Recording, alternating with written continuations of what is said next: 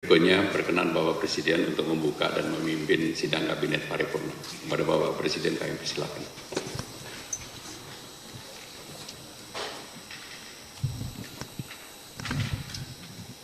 Bismillahirrahmanirrahim. Assalamualaikum warahmatullahi wabarakatuh. Salam sejahtera bagi kita semuanya. Om Swastiastu, Namo Buddhaya, salam kebajikan. Yang saya hormati Bapak Wakil Presiden, yang saya hormati Bapak Presiden terpilih, Bapak Prabowo Subianto, para Menko, para Menteri, Panglima TNI Kapolri, Jaksa Agung, Pak Kabin, Bapak Ibu sekalian yang saya hormati.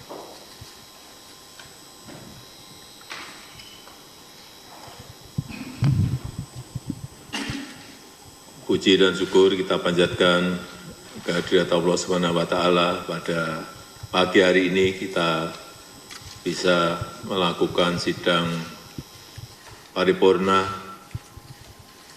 yang istimewa karena dilaksanakan pertama kali di Ibu Kota Negara Nusantara. IKN adalah sebuah kanvas yang mengukir masa depan dan tak semua orang, tak semua negara, dan tak semua negara memiliki kesempatan, memiliki kemampuan untuk membangun ibu kotanya yang dimulai betul-betul dari nol.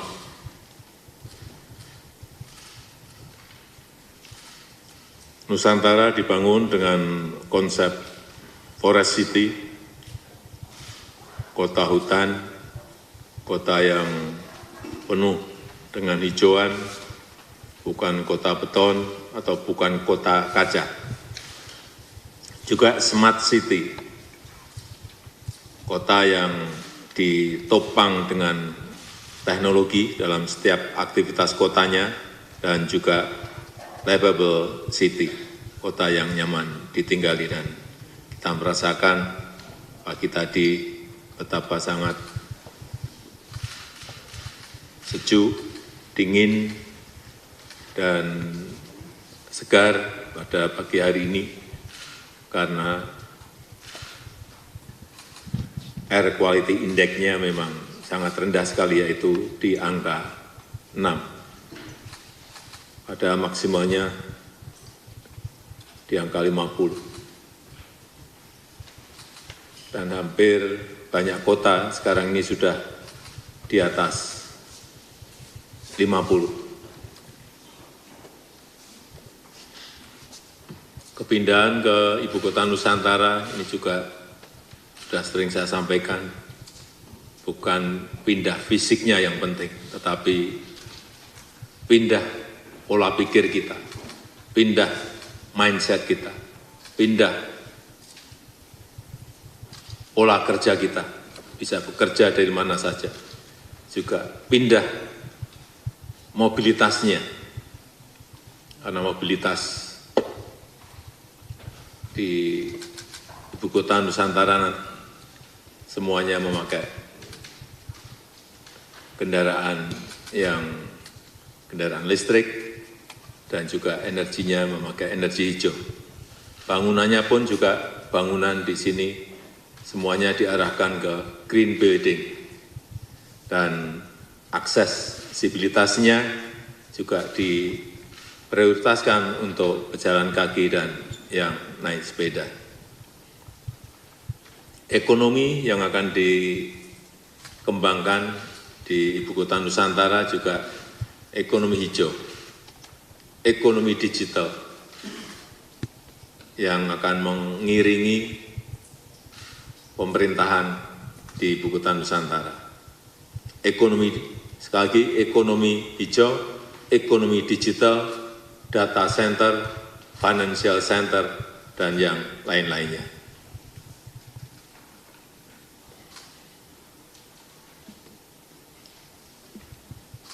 Kalau ditanyakan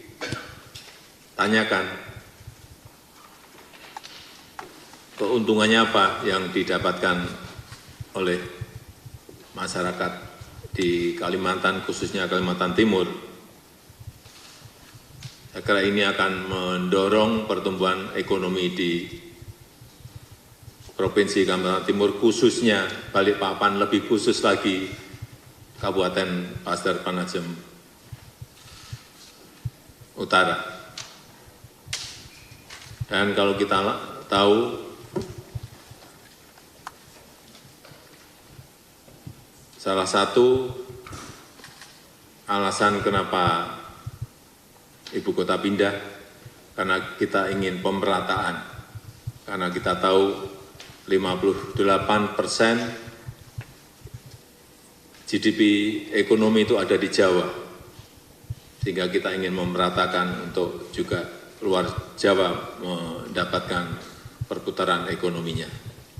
Kemudian populasi di Jawa juga bebannya sudah sangat besar sekali. 56% populasi itu ada di Pulau Jawa, yang juga menjadi sebuah pertimbangan bagi kita untuk memindahkan ibu kota. Dan utamanya memang beban di ibu kota Jakarta memang sudah sangat padat sekali. Dan per hari ini perlu juga saya sampaikan bahwa sudah di luar anggaran dari APBN, investasi yang masuk sudah 56,2 triliun rupiah dari 55 yang sudah groundbreaking. Pendidikan ada 6, kesehatan ada 3, retail dan logistik ada 10, hotel ada 8, energi dan transport ada 2, kantor dan perbankan ada 14, hunian dan area hijau ada 9, media dan teknologi ada 3.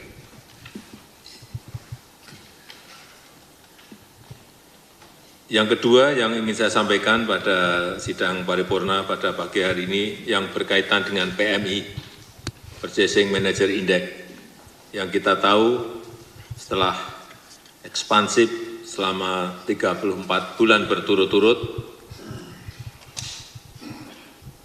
pada bulan Juli kita masuk ke level kontraksi. Ini agar dilihat betul, diwaspadai betul secara hati-hati, karena beberapa negara di Asia PMI-nya juga berada di angka di bawah 50, yaitu Jepang 49,2, Indonesia 49,3, RRT 49,8, Malaysia 49,7. Dan komponen yang mengalami penurunan paling banyak itu di sektor produksi, yaitu minus 2,6, kemudian pesanan baru atau order baru minus 1,7, dan employment minus 1,4. Saya ingin dicari betul penyebab utamanya dan segera diantisipasi, karena penurunan PMI ini saya lihat sudah terjadi sejak 4 bulan terakhir.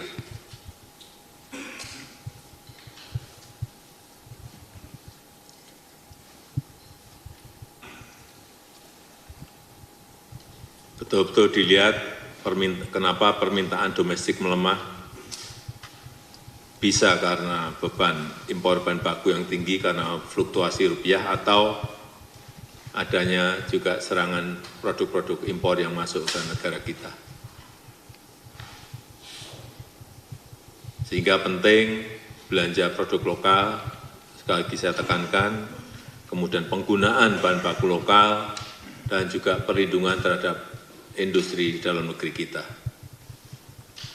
Dan mungkin juga karena permintaan dari ekspor atau dari luar negeri melemah. Ini karena terjadi gangguan rantai pasok atau perlambatan ekonomi terhadap mitra-mitra dagang utama kita. Sehingga kita harus bisa mencari pasar non-tradisional dan mencari potensi pasar baru ekspor kita. Saya rasa itu yang ingin saya sampaikan dalam kesempatan yang baik ini. Silakan kalau ada yang ingin disampaikan. Terima kasih. Assalamualaikum warahmatullahi wabarakatuh.